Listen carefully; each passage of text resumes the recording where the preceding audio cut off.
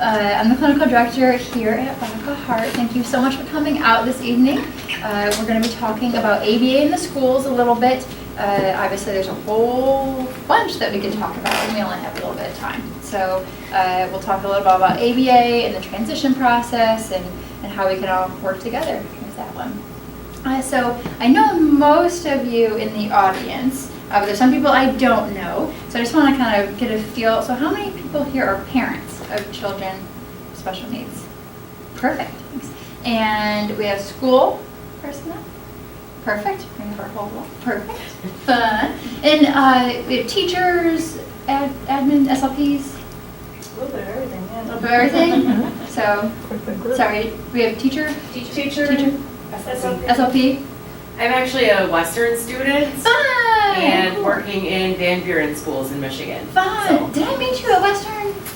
Did you look familiar? You look familiar too, but I don't know. I'm there for way too many job things. Not too many, that's not the right, yeah, but yes, I'm there often. So, well, so we've probably seen each other. Yes, welcome. And then I know we have some clinical folk here, so that way it'll help us out and know who I'm talking to. And so you guys know who you're listening to. It's my family. Last fall, the baby's way bigger than that now. But I grew up in Michigan, and I went to Western Michigan undergrad, and I received my bachelor's of psychology there in ABA, and so in behavioral psych. And then I went to Kentucky, so go Cats. Hi, how are you guys? Good. Would you guys like water or cookies or anything? You know you do. You want at least water. You at least want some water. And then I went to Kentucky for grad school, where I earned my master's and my EDS in school psychology. And I also obtained a graduate certificate in developmental disabilities at UK. The phone's making noise over there, but that's okay. Yeah, there's other people in the building paging us. And so once I graduated from Kentucky, I then moved to South Carolina to begin my career as a school psych. It's gorgeous.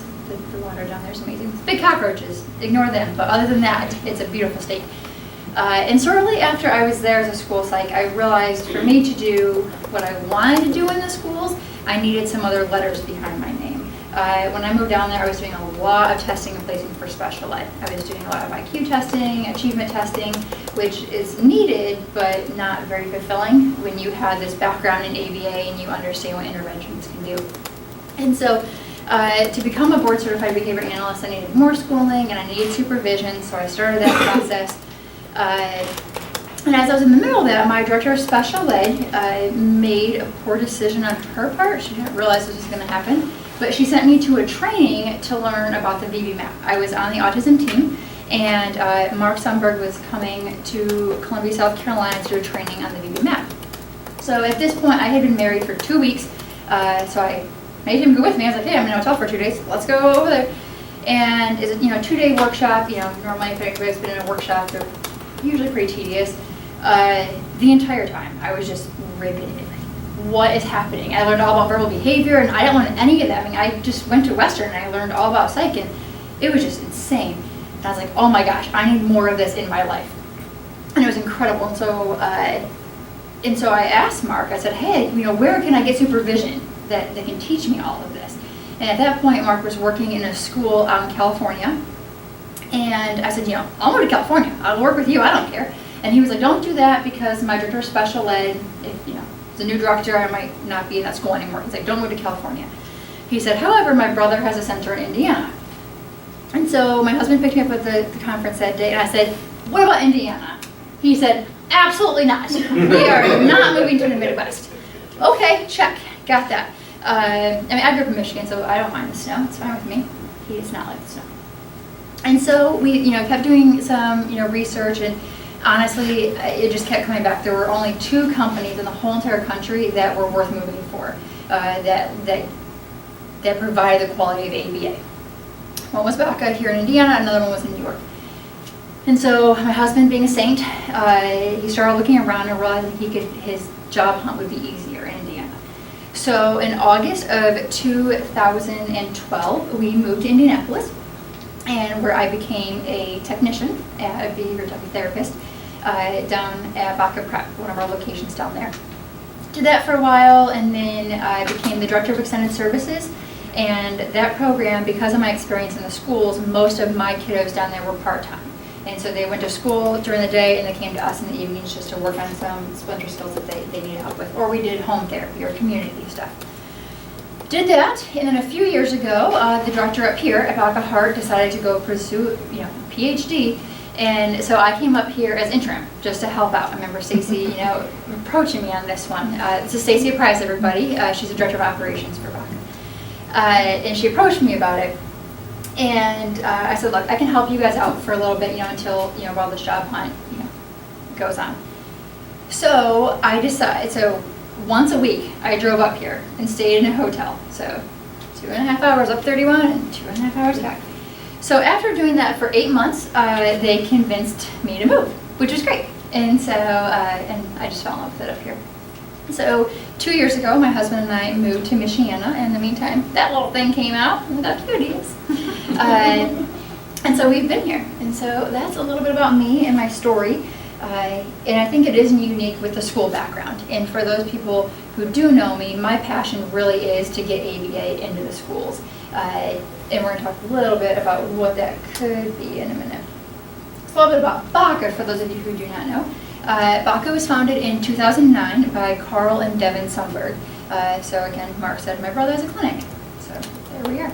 And they founded Baca because they wanted to have a center that really focused on the science of ABA. There's a difference of, if you go to different places about ABA. And, we have adjunct consultants who come in to make sure that we're doing things the correct way. We have people who specialize with itty-bitties. We have people who specialize with those with more moderate to severe disabilities. And we have all these specialists that come in to help us oversee it. We provide one-on-one medical therapy for kids 2 to 22. And so we have quite the range of clients here. Here at Heart, right now, our oldest client is 15. We did have a 21-year-old that we were working on vocational skills. We went out in the community and helped him have, get a job, and he's doing great. Excuse me. So I'm sure, you're asking what made Baca different. Why did I move to Indiana, left the ocean, came to snow? Again, I don't mind the snow, but my husband does. And again, it's because of those adjuncts that we have here. It's also the focus on verbal behavior. So when I told you that I went to Mark's presentation, he talked about language. I've done ABA. I did ABA in South Carolina for a little bit. I did it at Western. Not all the places focus on language development and verbal behavior, and that's a huge component. If a child can't communicate, of course they're going to be frustrated and be upset with the world. I know I am. People don't understand me. So there's that. We do a lot of generalization and parent training, and it isn't, honestly, it's kind of useless to me if a client can do something here for us, but can't do it at home for parents, or can't do it at the school. That there's no reason for us to work on that. And so we try really hard to make sure what we're teaching here is applicable across all settings. And so yeah, a little bit about why I love Baca. So before we get started talking about collaboration, I want to review a little bit about ABA. I know I'm speaking to the choir for some people in here, but there's a lot of misconceptions about ABA, about what it is and what it's not. So first, let's talk about what it is not. And these are all things, honestly, that I have done as a therapist. At Western, I did a lot of these. When I was a school psych, I remember saying a lot of these things, and so I've been there, and I've learned otherwise in the meantime. So ABA is not just something you can do. You can't just say, hey, we're going to do it for an hour a day. Or, hey, yeah, it's in their IEP, we do 15 minutes in the morning, 15 minutes in the afternoon. That's not actually what that is, so that's not correct. It's not just sitting at a table, I call it drill and kill, like just doing flashcards. It absolutely can be. I mean, don't get me wrong, that's mass trials right there. That's helpful at certain times. But for our kids, that's not going to generalize necessarily to natural settings. You want meaningful trials in real world experiences at their home, in the kitchen, while they're eating, in the bathroom, wherever they are at the store. And so it has to be diverse. And ABA is not a one size fits all. It's very, very individualized per client. Additionally, and I've heard this from parents and also, again, educators in the school, that ABA is so rigid, it causes kids to be robots. They only know how to answer questions if you ask them a certain way. They only know how to say a certain response. It can honestly look very robotic, but quality ABA does not do that. And then only one-on-one, and only with those with autism. And this is where behavior analysts, we had done a very, very poor job of marketing our field. Once the insurance mandate happened and the government said, yes, ABA is the most effective treatment for autism, that's all anybody knew. They heard ABA, they automatically thought autism and one-on-one therapy. Yes, it's effective, that works. However, that's not only who it works for, and it doesn't have to be one-on-one. So a little bit about what it is. And so ABA consists of principles and procedures that are followed. It's not confined to one person or one topic. It works for all of us and in all settings, all the time. Excuse me.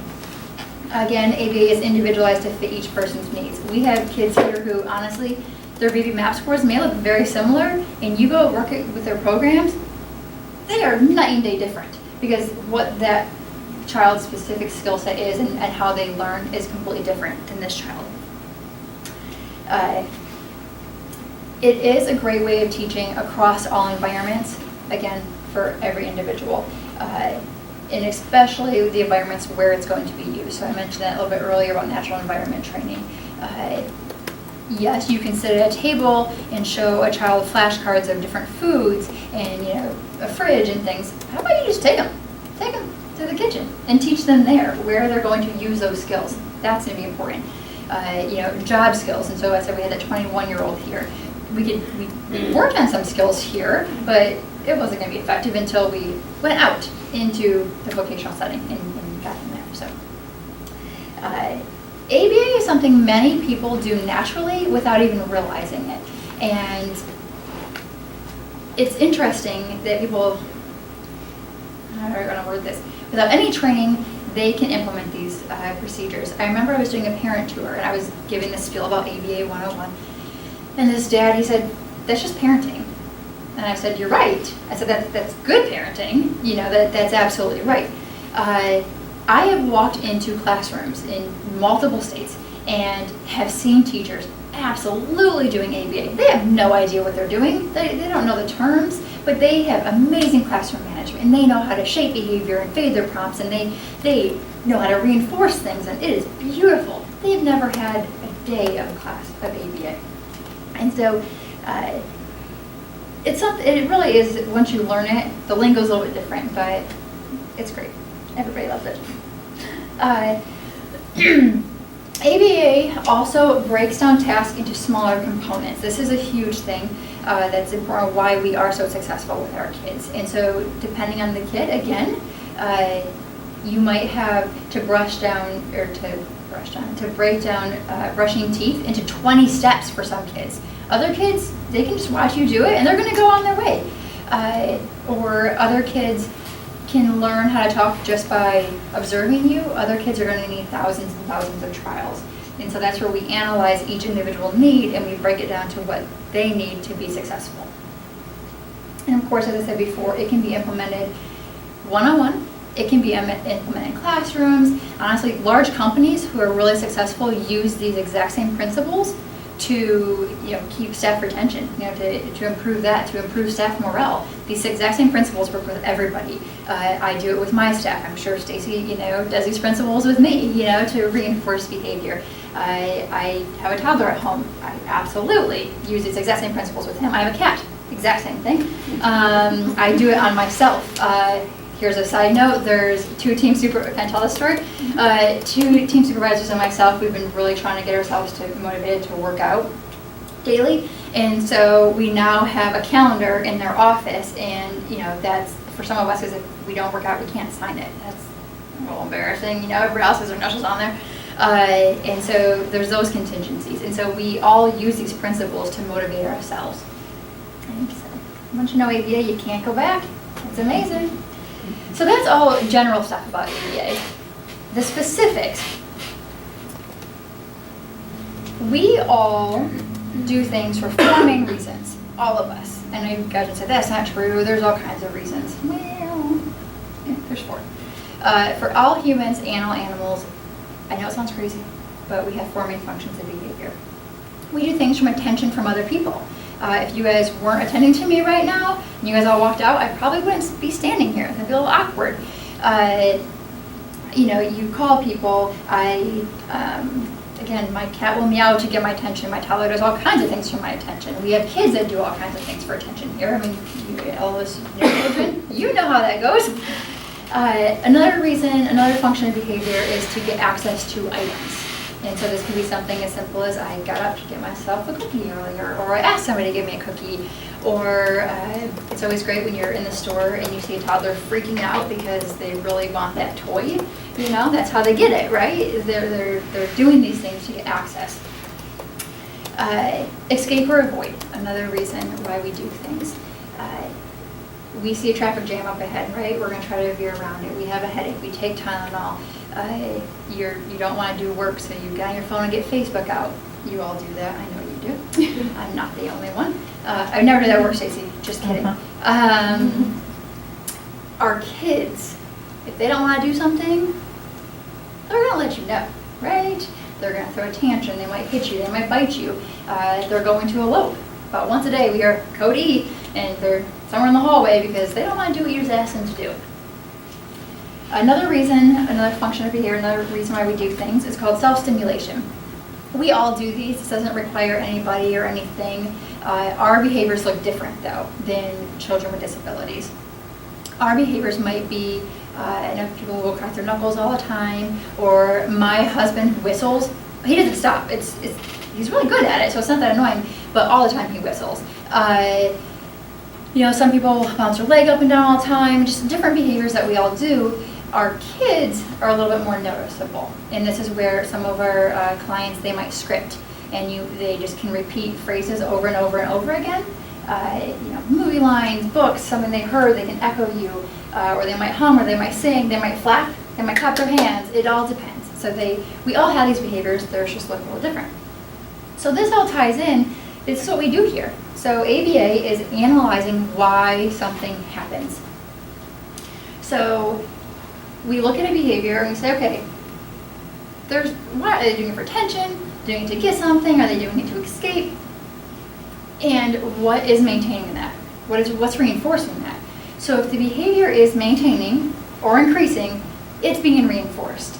I can't tell you how many times I've had conversations with parents, with school personnel, with staff, that they say, oh, I absolutely am punishing that behavior. And I'm like, okay, so is it still happening? Yes. Well, you aren't punishing it. Johnny's talking about math class every day. We send him to the office. We are punishing it. He's still talking out in class? Yes, he is. Okay, well, let's analyze this. So he talks out, he gets out of class. So maybe he's trying to escape class. I don't know, maybe he is. Maybe there's access to a person, social attention. I know some kids who love the principal, and they're going to do what they can to hang out with that principal. Or honestly, some kids might act out just to get attention from parents at home. It all depends on the situation. Or honestly, I've known some kids who, there's just a cute girl who works there in 5th period, and they're going to go hang out in the office with her, So you just have to analyze these things, but if the behavior is maintaining or going up, it's being reinforced somehow. You just have to look at the environment and figure out what is maintaining it. So another principle we look at all the time is extinction. So this is no longer providing that reinforcement for that behavior. So if the client is engaging in attention-seeking behavior by throwing a tantrum, which happens on a daily basis, here at BACA, we can ignore it. At schools, you just can't ignore that stuff. You have 35 other kids to worry about, You can't just be like, oh, have your tantrum. You have to deal with it. But here, we're lucky that we can. So a kid maybe really wants our attention, they're throwing a tantrum, we can just turn around and be like, okay, tell me when you're done. But then we're going to give attention for behaviors we want to see. And so we're going to teach them those language skills, the ability to ask for attention, to get it the right way. And then that's how we're going to do it. We're going to reinforce what we want to see, punish what we don't. And punishment just means that the behavior goes down. As I talked about earlier, with ABA, you're also shaping those small steps. So we're not expecting huge drastic change overnight. It has to come in small increments. And prompting and fading, this is a huge one that we have to work with staff all the time. And I also see in schools frequently. If you put a prompt in, you have to be able to take that prompt out. If not, kids become prompt dependent. I mean, we all do. I mean, I was talking about this earlier. I'm really prompt dependent on my phone to remind me things. I used to be really good at remembering things. I can't remember anything anymore. My phone needs to ding at me and say, hey, go do this. Oh, thank you. I mean, even last night, I asked my husband about something, he said, I got my phone, so I had to remind him. And so I'm now prompt dependent on my calendar, buzzing at me. And I've been trying to fade that out on my own so I can get back to where I need to be. But our kids, they become prompt dependent so easily. If they know that you're there to help them, they're not going to say, hey, let me do this independently. They're going to be like, oh wait, they're going to do it for me. And this is a thing I do see a lot in schools is paras. I love paras. I love schools. I miss the schools. But it's not paras' fault. They aren't trained in ABA. But they will go and they provide prompts for kids. And then they don't fade them out. And so kiddos are there and they're not intending to the teacher because they don't have to. Because Miss So-and-so over here is going to tell me what I need to do in a second. And so it's just really, really important that whenever we put prompts in to teach them success, that we know how we're going to fade those out. And so there are countless principles of ABA that take years and years and years and years of training that we have to do consistently to be successful. So why does all of that matter to you guys? Because I wanted to review ABA so we can manage expectations. Schools are amazing places, but schools can't provide one-on-one therapy like this. Even if every single child in the school had a para, they aren't going to be trained in ABA. They do a week training, that's great, they have some knowledge, but that's not what they need. Carl says to me all the time, and to all of us, Carl's a PhD, and he's always still learning, and that's why we had the adjuncts come in, so Carl can still learn, and so we can all keep learning. And so you need to manage expectations that we can't say, oh, schools need to give us ABA. I think if schools understand these principles, it's going to be amazing. Are you kidding me? Classroom management, if they just understand reinforcement, if they understand how to break skills down into smaller segments, that would change everything. When I say that I'm really passionate about ABA in the schools, honestly, a little secret, I really want general ed. That's my thing, is that I think that if we can get general ed teachers to understand these principles, we would have a lot less kids in special ed because their classroom management skills would be there. So, and just knowing a little bit about ABA, I think just managing expectations. So now on to collaboration. So how we can all work together. There are countless ways, but these are just some of the ways that I know that BACA has collaborated with schools. Professional development. And so we have gone to schools and done in services for teachers and admin and just talking about these principles and how we can apply in their classrooms. We've also had many school personnel come here. They come for tours, even if they don't have kids here. I'll get emails all the time like, hey, I saw you, so-and-so at a job fair or wherever, resource fair, can I come hang out for a little while? I'm like, absolutely. And I go on a tour with them and I just kind of point some things out and they just love it. Like, oh my gosh, this is great. And they want to apply it. And so we definitely welcome all school staff to come in here as often as we can do it. Consulting back and forth. And so we consulted on students in schools just to provide some insight. Case conferences. As long as we're invited, we'll be there. And so, parents invite us, schools invite us, we are there. And I will say, little side note to this, that it's very, very important, and I talk to my colleagues about this all the time, of how ABA and BCBAs handle themselves in meetings. So going back to when I was a school psych in South Carolina, there was one BCBA in the whole area. This is, it's 5 years ago now. And he was at a case conference with my director of special ed, who I'm still to this day very close to. And it was so insane. Like, he was just, saying all these demands that weren't even close to being possible or realistic. He didn't understand schools. That they got to a screaming match at this case conference.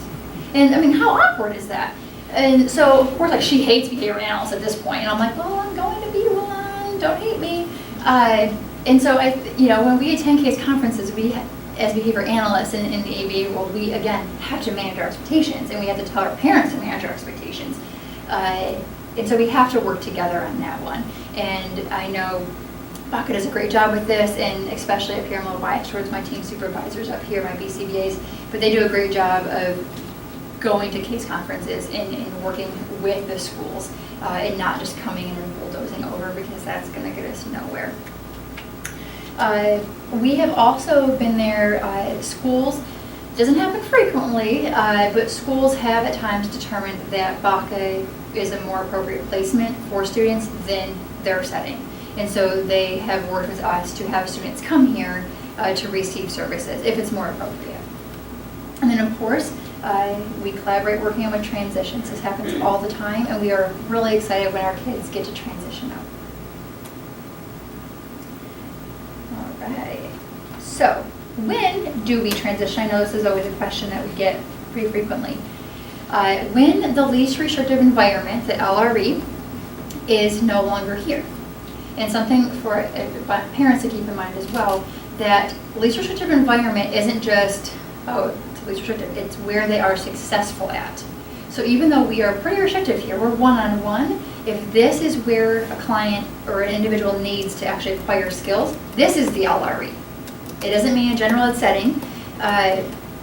With that same, the opposite end of that, a general ed setting might be great for some of our kids. Other times, it might not.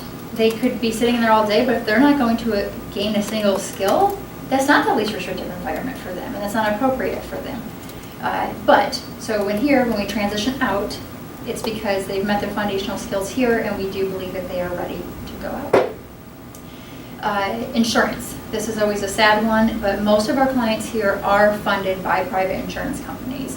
And so we always, every 6 months, we have to submit authorizations to the insurance companies to receive funding. And they come back and say, yes, we'll grant you what you asked for, or no, we won't. And sadly, insurance companies have said, okay, this student is above 7, or this student is this age, and so they need to be in school, and we don't have an option at that point.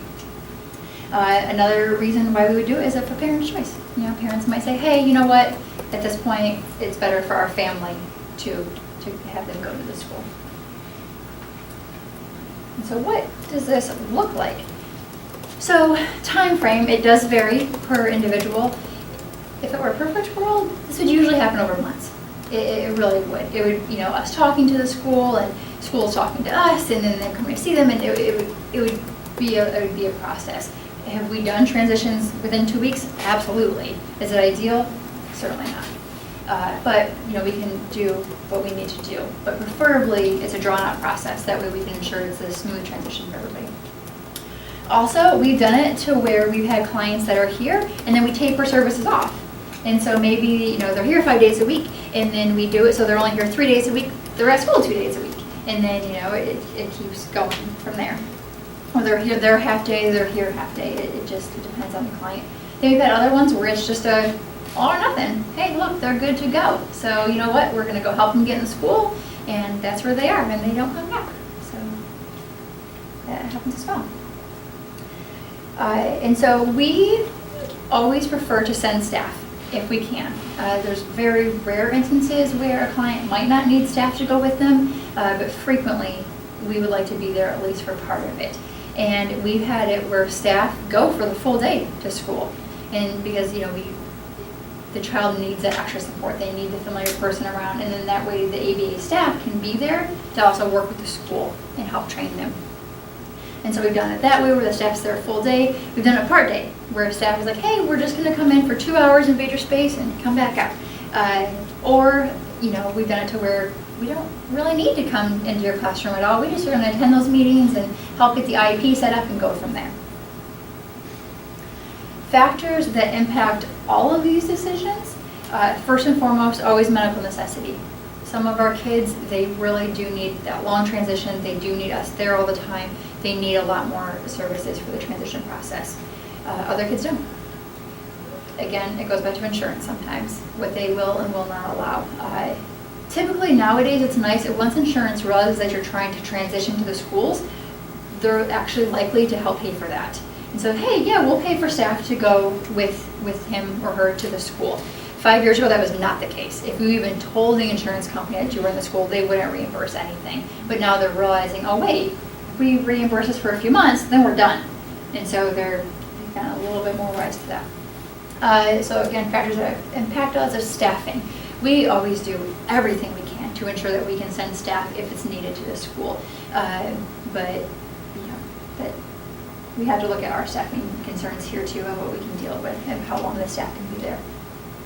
Parent choice, parent preference. Sometimes parents want a shorter transition or a longer transition and how it looks. And of course, school preference. I have dealt with the wide gamut of schools. I've had some schools that loved us being there. I mean, you were part of one of those transitions where we had a staff go in and she was there for about a month? No, 3 weeks? 2 weeks. Seemed longer. They loved us though. They just wanted her. They It wanted would her. have taken her longer. But Yeah, they just wanted to steal her. Like, Yeah. hi, I was like, do not touch my teacher. And they loved her, and they saw like, hey, it's free help because well, she was there with the student. It wasn't just here's a student. I'm ignoring everybody else. Like, she was there to help out, and then she was there to provide services and to teach the teacher and to teach the paras and everybody that was in the room, and they really valued that. But that was one of those things where I was like, hey, 2 weeks I need my staff back, please. But then I've had the other end where schools refuse to allow us to even indoors. That's not ideal, but it's happened. And it depends honestly on the school. It comes down to administration. It also comes down to the teacher. Some teachers are open to it. Other teachers say, hey, you're in my space. I don't want you here. You're going to be judging me, which we aren't, but they think that. And I understand why they could think that, why it would feel like that, especially if they've had experiences like that BCB in South Carolina I was talking about. I mean, if you've had an experience with somebody like that, you wouldn't want him in your classroom or anywhere near your school. I get that.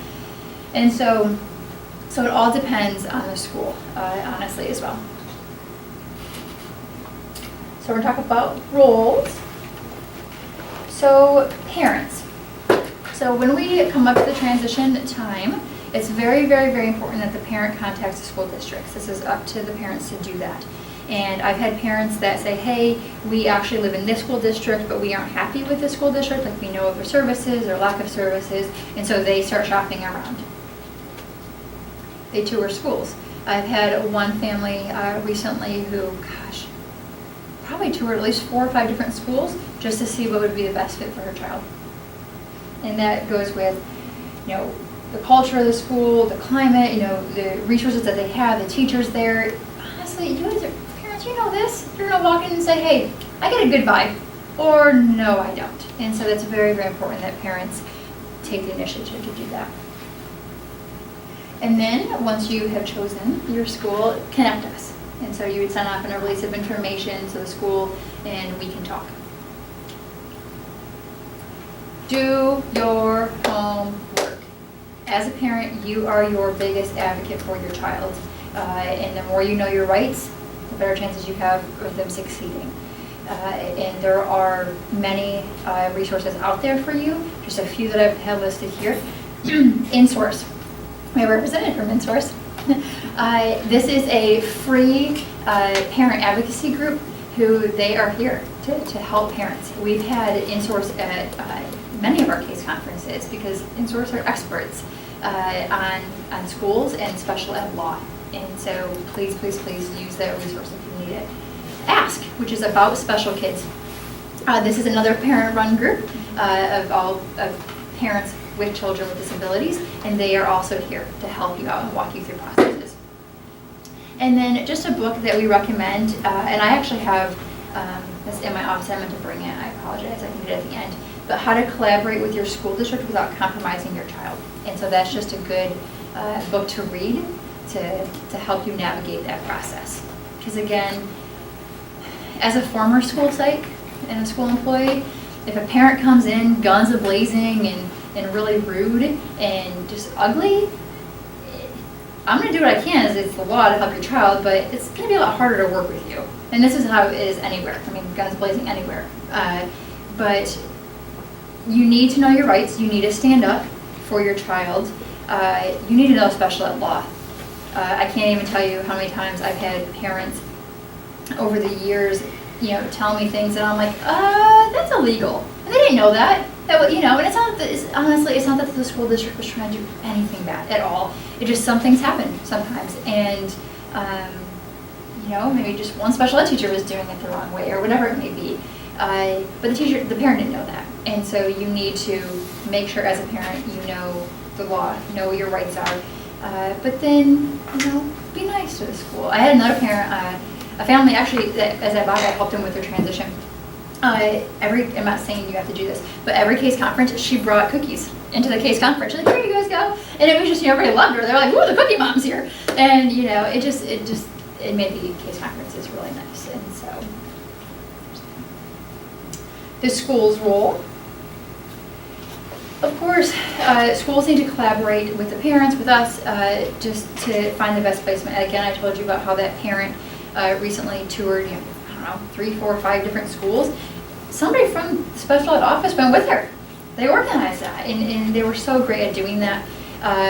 Actually, that's how, that's how I met Jessica. So Jessica, she's our new BCBA here, our new team supervisor. That's how we met Jessica. She was working in a school district nearby, and we had a client that we were working on transitioning back into the schools. And she was wonderful. She worked tirelessly with that family to try to find them the proper setting. And she worked with us in communication, so that was great.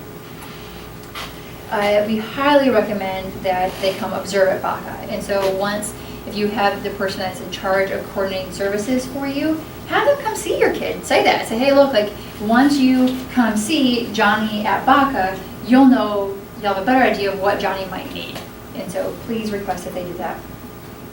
Of course, the school, from a school psych standpoint, needs to schedule that testing if necessary. We've had school psychs, SLPs, OTs, PTs come here to BACA because this is an environment they're comfortable in. And so they're going to perform better than taking them into a weird, admin building somewhere else. Even if it's out of their school district? They're more than welcome. We always have a door welcome here. It's up to the school district if they're willing to travel. Some school districts will say absolutely not. We're not going to do that. But just know on our end that we are welcoming in. They just have to contact me and I say, yeah, come on in, or tell the team supervisor to schedule that going. But the school district would just need to get that going beforehand, preferably because then you will have an IEP in place before school starts. So a really big struggle is that if parents wait until, and this happened last year unfortunately, a parent waited until the week before. It's like, hey, we're transitioning next week. Nobody knew about it. The school wasn't ready. We weren't ready. So this child went to the school. There's horrified looks. That's how I looked. For a week, I was freaking out. I was like, what do I do? We were trying to, it was a sad situation. And so the child went with no supports at all. So the child was here, one-on-one, doing very well, went to the school with nothing. No IEP, nothing in place, because they didn't have time to test. There are laws in place, people. The school's I think Indiana is 60 days. Does anybody know the correct answer to test? 50, thank you. South Carolina was 60. So there's 50 days that they have to do that. That doesn't mean that they're going to push it through in a week. They have 50 days because they have a ton of other kids and they are busy people. School sites are all school personnel are run ragged, but a little shock to the school sites. They have lots of schools to deal with. And so they need a heads up on that one. So you want to make sure your child has supports in the school. So it's another reason why to do this all in advance and not wait until right away. All right, and of course, along with the case conference, generate an IEP to get that ready for the student in place before they come. And then have staff go to the center to work with the client. So before we talked about observing at BACA, this is something that I would recommend if this is possible. It's not obviously going to be possible with everybody's schedule, but for instance, we have a client, a transition coming up where their school gets done at 2:30, I think, and so the teacher is going to come here. So even if it's like an hour day from 3:30 to 4:30, they're going to come here and actually work with the client and our staff here. And so that way, while the client's in our building, comfortable with our staff, they're also getting used to that teacher. And in that way, when we transition to the school setting, the setting's new, but they already have that teacher. They already have a little bit of instructional control of that teacher, and plus our staff will be there to make it go a little bit easier. And again, this is not always feasible. Are you kidding me? Teachers are saints. Teachers and nurses, to me, go straight to heaven. The rest of them have to work a lot harder. And so they're busy, and I get that. But if it's possible for staff to come in here to work with the child here, we will love it. So please, please, please come on in, and that way it'll help it go a little better. And again, just allowing BACA staff into the school to assist with transitions. It makes everything a lot easier. And there's a little asterisk there because again, that's not needed for every client, but for those that it is needed, I can't stress it enough. And then our role. So of course, we need to correspond with all schools and parents about all the needed information, what the timeline looks like, when they come here, when they go there, what their needs are. Of course, providing all the information that they need to be successful in that setting. So all the data, their VIP. A lot of times, of course, our VIPs have to be notified in the school. They can't necessarily be implemented the way that it is here. But what we do try as a company here, if we know a transition, again, another reason to do this all in advance. If we know a transition is coming, we're going to modify their treatment here to reflect what's going to happen in their school. And so I reached out to an administrator a few months ago and said, hey, you know, this kid's going to do kindergarten classroom. Can you tell me what behavior management system they're currently using? That way we can modify it here.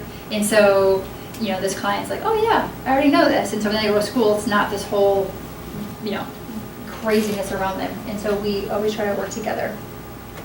We'll absolutely create materials for schools. You know, if there's a token system that they're going to go with, or you know, whatever it may be, we will gladly do that if it's needed. We will also tour classes and schools with parents if they request. 10 case conferences again, there it is. And then of course we love working with the school personnel, just so they understand the client better. And then again, if we can do it, which we usually, I don't think I've ever had time where I've said no, we have staff go with the client if the school's open. And then, on top of all of that, what we can do is once we fade out of us being in the school and the client is completely a student in the school, most of the time, if possible with insurance, we will request for consult-only hours. And so that way we're still there if something does come up. And so it necessarily wouldn't be a therapist going to the schools, but a BCBA could go. And so a team supervisor, we've had this a few times where a teacher will call and say, hey, you know, Susie's, you know, she was fine here, she's not fine now. Can you please come in and just help us out? Or a parent will and say, hey, you know, now that they're not at BACA, they are exhibiting all these kind of different behaviors at home. Can you come in and help us out? And so as long as we have that on the authorization, we will gladly do that. Because again, we want an ethical and smooth transition. And so tapering those services off little by little.